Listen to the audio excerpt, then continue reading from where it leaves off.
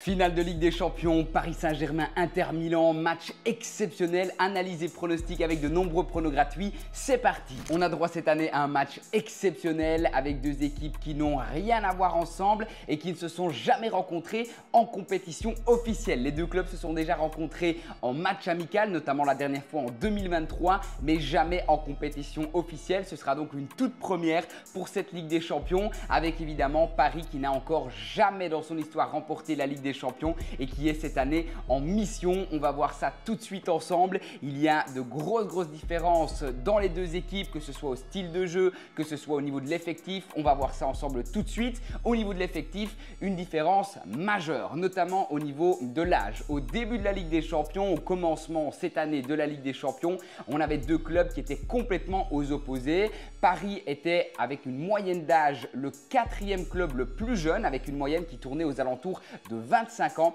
alors que les Italiens, eux, étaient le club le plus âgé avec une moyenne d'âge à 30 ans, ce qui est absolument énorme. Évidemment, ça crée des avantages et des inconvénients qu'on va voir ensemble. Le Paris Saint-Germain aura la fougue, la jeunesse, l'énergie pour cette rencontre. L'Inter de Milan, eux, ils auront toute l'expérience et ça va clairement peser dans la balance. On a également deux clubs qui ont un style de jeu complètement différent, mais avant ça, on revient encore un petit peu sur l'effectif. L'effectif du Paris Saint-Germain, on l'a vu, il est complètement différent des anciennes années. Une équipe qui a été complètement remodelée, plus de grandes stars, plus de grands égos, un état d'esprit qui est complètement différent avec une équipe donc très jeune et ultra motivée. De l'autre côté, par contre, on a une équipe, comme on l'a dit, plus âgée, mais complètement inchangée. Une équipe qui ressemble très fort à celle qui avait affronté le Paris Saint-Germain en match amical en 2023 ou à celle qui a fait une finale de Ligue des Champions face à Manchester City.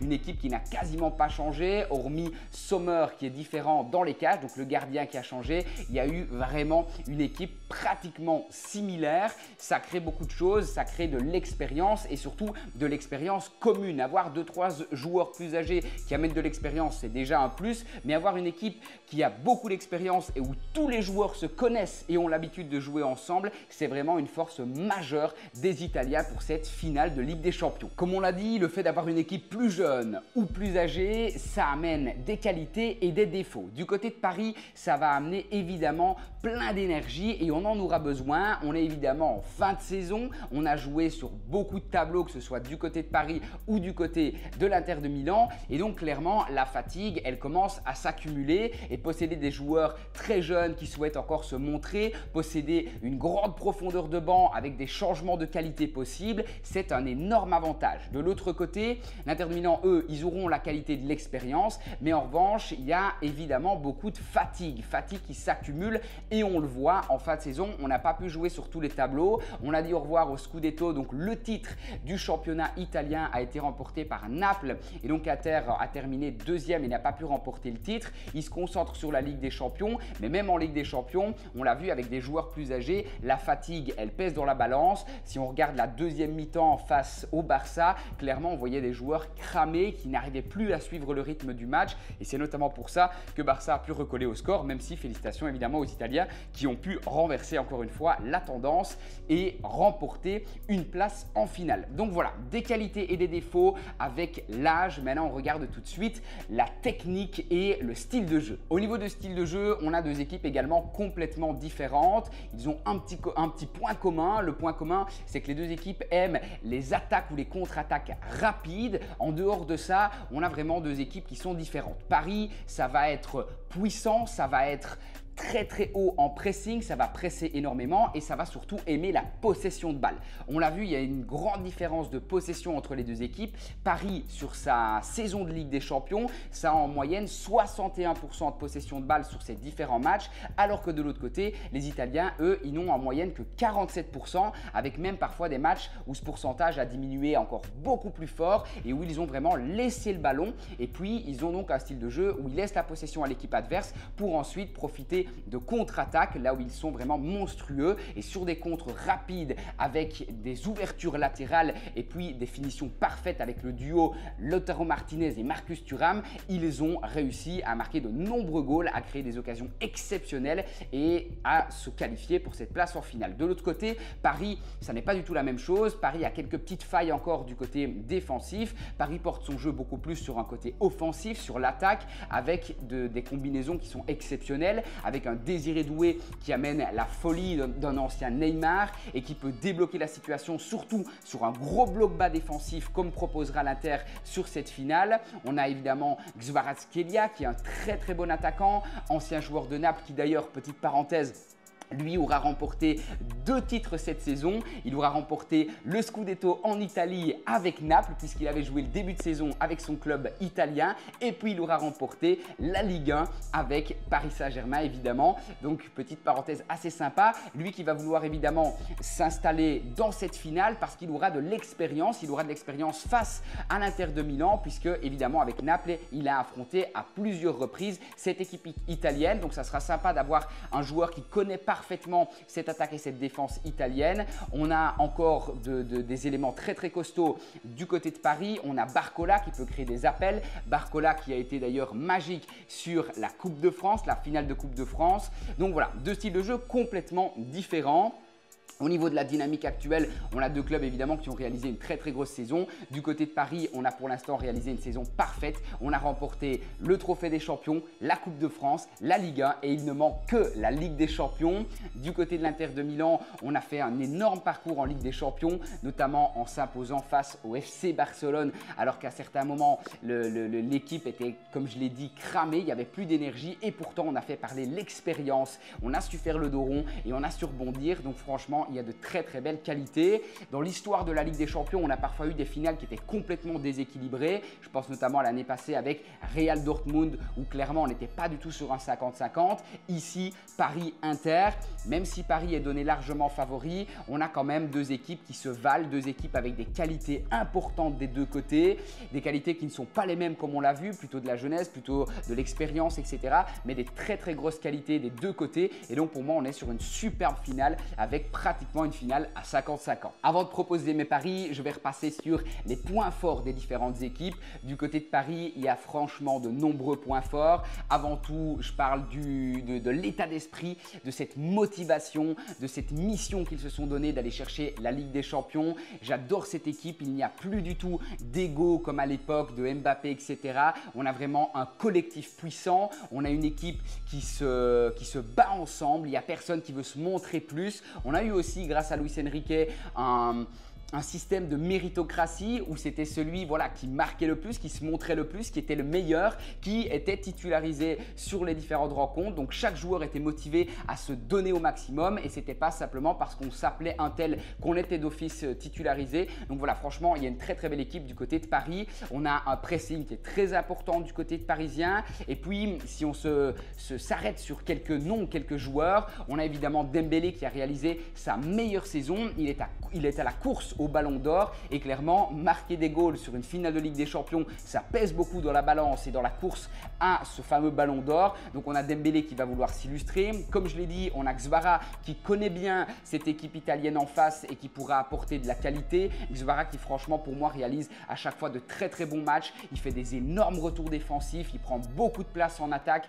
et il est vraiment donc très bon. Et puis on a bien sûr Désiré Doué qui amène de la folie, on a Barcola qui amène de la vitesse. Il y a de très belles choses. On a aussi un très bon milieu de terrain. En défense, il y a de belles choses, même si de temps en temps, notamment sur phase arrêtée, il y a encore des toutes petites failles. On a heureusement un gardien exceptionnel. Donnarumma, en tout début de saison ou l'année passée, je l'ai parfois cité dans les points faibles et les défauts de cette équipe parisienne. Et puis, au fur et à mesure de la saison qu'il a parfaitement réalisé, je l'ai placé de plus en plus dans les points forts. Et clairement, en cette fin de saison, en cette finale de Ligue des Champions, Donnarumma, c'est le point fort du Paris Saint-Germain. Si Paris se retrouve en finale, c'est notamment grâce à ce grand Donnarumma. On donne rarement un Ballon d'Or à un gardien, mais clairement Donnarumma pourrait prétendre à un Ballon d'Or. Sa saison est exceptionnelle. Il est notamment extrêmement bon également sur penalty, ce qui peut faire une différence sur une finale. différence par rapport à Sommer. Sommer qui lui aussi va être dans les points forts de l'Inter de Milan parce que c'est un très très bon gardien. Mais si on regarde le côté technique d'une séance de tir au but, il y a une grande différence. Donnarumma a pu s'illustrer d'ailleurs sur cette Ligue des Champions avec une séance de tir au but parfaitement réussie. Et clairement, en termes de qualité de tir au but, Donnarumma est bien plus fort que Sommer, que Yann Sommer. Donc, je ne souhaite pas aux Italiens de se retrouver sur une séance de penalty parce que clairement, le gardien parisien fera la différence. On passe donc, en parlant d'Yann Sommer, aux forces de l'Inter de Milan, un très très bon gardien, un duo également offensif qui est particulièrement puissant. On a une équipe également capable, je pense, de faire le dos rond, donc de savoir donner la possession et puis de profiter de contre-attaque. C'est un style de jeu qui peut être vraiment très très fort et ils l'ont démontré durant toute cette saison. On a aussi une équipe qui a énormément d'expérience, je l'ai mentionné plusieurs fois, et cette expérience, elle découle sur une autre qualité, la qualité de ne pas faire d'erreur au moment clé. C'est peut-être une qualité encore que Paris n'a pas et que Paris ne possède pas dû à sa jeunesse, mais clairement les Italiens, eux, ils savent maîtriser un match parfaitement et ne pas faire d'erreur dans les moments les plus cruciaux, ce qui leur a permis de se retrouver cette année encore une fois en finale de Ligue des Champions. Donc cette expérience, elle va vraiment peser dans la balance. Vous l'aurez compris, on aura droit donc à une très très belle finale et surtout à une finale disputée. Déterminer un vainqueur avec certitude, c'est impossible. On est sur une finale avec deux belles équipes, mais je passe tout de suite à mes pronostics et je vous en propose 5 différents. On commence tout de suite avec un pronostic ultra safe. Le pronostic ultra safe, c'est une cote à 1,30, 1,32, 1,33 en fonction des bookmakers. Plus d'1,5 goal dans la rencontre. Je ne vois pas une finale fermée. Alors attention, je vois par contre un début de match fermé avec une première mi-temps où il n'y aura pas beaucoup de goals, peut-être même qu'il restera sur le score de 0-0, mais par contre qui risque largement de se débloquer en deuxième période. Et donc je pars sur le pronostic ultra safe, plus d'1,5 but dans le match. En pronostic safe, pour aller chercher une belle cote à 1,63, je vais proposer la victoire de ce trophée par l'équipe du Paris Saint-Germain. Alors attention, ça n'est pas dans le temps réglementaire, c'est bien en comprenant le temps réglementaire, les prolongations et potentiellement une séance de tir au but. Le Paris Saint-Germain remporte la Ligue des Champions, une belle cote à 1,60, 1,65 à nouveau en fonction du bookmaker. Je pense que clairement, si ça n'est pas cette année, ça ne sera jamais l'année du Paris Saint-Germain. Ils ont toutes les cartes en main pour potentiellement remporter ce titre et probablement au niveau de, comme je l'ai dit, de la jeunesse qui va pouvoir amener de l'énergie sur ce match, ça peut faire la différence. Même si l'Inter de Milan a beaucoup d'expérience, je pense qu'avec les retours de blessures, la fatigue de fin de saison, si s'attend à un match qui part en prolongation et en séance de tir au but, les Parisiens pourront remporter ce titre majeur. C'est le pronostic safe que je propose et que je tente sur cette finale. Passons maintenant à la cote spéciale, une proposition de pari que je n'ai pas l'habitude de faire mais que je vois particulièrement intéressante sur ce match. Je vais proposer un nombre de goals dans une mi-temps avec une belle cote à 2,15. Je vais proposer qu'il y aura plus de goals dans la deuxième mi-temps. C'est un pronostic un tout petit peu spécial mais que je trouve particulièrement intéressant sur cette finale. Comme je l'ai dit, je vois une première mi-temps plutôt verrouillée. On a un Inter de Milan qui va jouer bloc bas défensif avec un style de jeu que tout le monde connaît maintenant. Ça risque donc de fermer un petit peu le jeu, mais je pense que ça s'ouvrira en deuxième mi-temps. Et donc clairement, je vois plus de goals en deuxième mi-temps qu'en première. C'est le pronostic que je propose. La deuxième mi-temps sera plus prolifique en termes de goals. Passons maintenant à mon buteur. Il y a plein de possibilités de buteurs sur ce match. Comme je l'ai dit, on a de très très belles qualités offensives, notamment du côté parisien. On a potentiellement Dembélé qui voudra s'illustrer pour le Ballon d'Or. On a Désiré Doué qui pourrait clairement être l'outil pour ouvrir ce bloc bas et trouver la faille dans ce bloc bas défensif des Italiens. Mais je vais partir sur Kvaratskhelia. Il a pour moi réalisé franchement une saison exceptionnelle, que ce soit en championnat ou en Ligue des Champions. Et il mérite de trouver le chemin des filets sur cette finale. Une belle cote à 3,50. Je propose Kvaratskhelia buteur. Et en bonus, je vous donne le score exact que j'imagine sur ce match, ou en tout cas les deux scores possibles que j'imagine sur ce match. Je vais proposer 1-1 ou 2-1 pour Paris. Je vois un match, comme je vous l'ai dit, fermé en première mi-temps, qui va s'ouvrir en deuxième mi-temps, avec potentiellement donc des goals des deux côtés. 1-1 avec prolongation et penalty, et puis peut-être une séance de penalty réussie pour les Parisiens, avec un score final, penalty compris, de 2-1, ou même peut-être un score de 2-1 directement dans le temps réglementaire. commentaire. C'est les deux scores que je vous propose. Une cote à 6 pour le 1-1 et une cote à 9,15 pour le 2-1 parisien. C'est donc les 5-6 pronostics que je vous propose sur ce match. Dites-moi en commentaire quel score vous voyez sur cette rencontre et je vous souhaite bonne chance pour vos paris. Si tu as kiffé cette vidéo, n'oublie pas de t'abonner. De très belles choses arrivent dans les prochaines semaines.